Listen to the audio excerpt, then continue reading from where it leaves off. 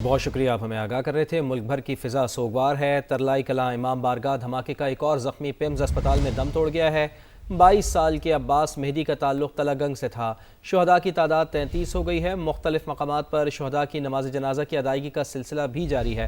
تازہ ترین تفصیلات جانیں گے اپنے نمائندگان سے۔ سب سے پہلے بات کرتے ہیں نمائندہ خصوصی ٹکا خان ثانی سے۔ جی ٹکا خان، بتائیے گا کتنے زخمیوں کی حالت تشویشناک ہے؟ کتنے زخمی تشویشناک حالت میں زیر علاج ہیں؟ جی بالکل، اس وقت پیمز ہاسپٹل میں ایک وارڈ جو ہے وہ مختص کی گئی ہے، سرجیکل 4، اس میں تمام زخمی رکھے گئے ہیں اور ان کا علاج معالجہ جاری ہے، جن میں سے سرجریز بھی ہو رہی ہیں۔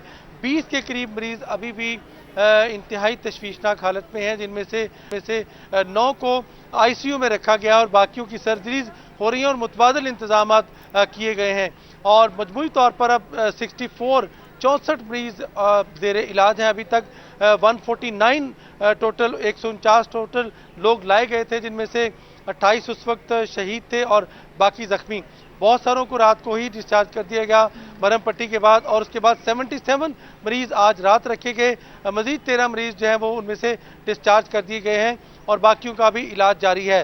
جو عباس مہدی ہے، 22 سالہ عباس مہدی، اس کی آج کچھ ہی دیر پہلے وینٹیلیٹر کو ہٹانا پڑا چونکہ اس کی موت واقعہ ہو گئی تھی۔ گولی بھی لگی تھی اس کو اور زخم بھی آئے تھے۔ عباس کی یہاں پہ تلہ گنگ میت روانہ ہو گئی ہے، لے کے اس کے لواحقین یہاں سے روانہ ہو گئے ہیں۔ اس کے کچھ دوست یہاں پہ اداس تھے، پریشان تھے، سب پوری فضا ہی یہاں پہ افسردہ تھی جب اس کی میت کو یہاں سے لے جایا گیا، چونکہ وہ اے آئی کا اسٹوڈنٹ تھا اور گزشتہ روز یہاں آیا تھا۔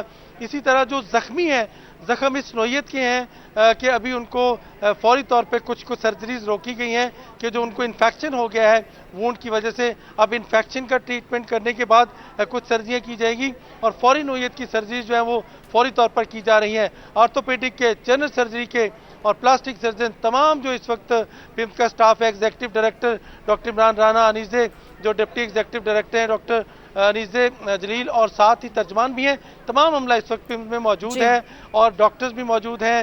اس وقت ان کی طبی امداد جاری ہے اور آئی سی یو میں جو مریض ہیں ان میں سے مزید 2 سیریس ہیں۔ جی، آئی سی یو میں جو مریض ہیں ان میں سے مزید 2 سیریس ہیں۔ ٹکا خان ثانی، آپ سے وقتاً فوقتاً سوال سے اپڈیٹس حاصل کرتے رہیں گے۔ عثمان، یہ بتائیے گا کہ اب تک کتنے شہداء کی نماز جنازہ ادا کی جا چکی ہے؟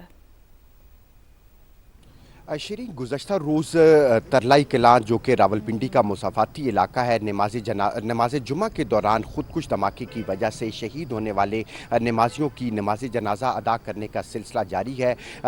اسلام آباد کی جامعہ صادق امام بارگاہ میں 4 شہداء کا نماز جنازہ ادا کیا گیا، جس میں آئی جی اسلام آباد کے جو کزن ہیں جو گزشتہ روز دھماکے کے نتیجے میں شہید ہو گئے تھے، ان سمیت 4 شہداء کا نماز جنازہ ادا کیا گیا ہے۔ اور جو امام بارگاہ ختیجۃ الکبریٰ ہے، جس میں کل افسوسناک واقعہ پیش آیا تھا، اس امام بارگاہ کے باہر بھی مجموعی طور پر 11 نمازیوں کا نماز جنازہ ادا کر دیا گیا ہے۔ یوں 15 جو شہداء ہیں ان کا اب تک اسلام آباد میں نماز جنازہ ادا کر دیا گیا ہے اور یہ سلسلہ جو ہے وہ ابھی جاری ہے۔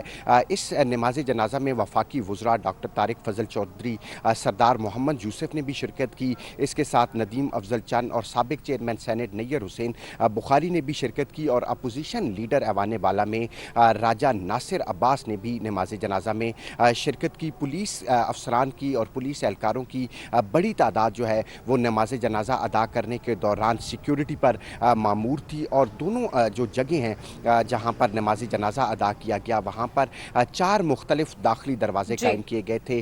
پولیس کے اہلکار بھی وہاں پر موجود تھے اور جو رضاکار تھے وہ بھی موجود تھے، اور سخت سیکیورٹی میں رضاکار بھی موجود تھے، وفاقی وزراء بھی جو شہداء کی نماز جنازہ ادا کی جا رہی ہے وہاں پر شریک ہو رہے ہیں۔ بہت شکریہ عثمان، ہمیں تفصیلاً اپڈیٹ کر رہے تھے اور ساتھ حاصل تھا ٹکا خان ثانی کا۔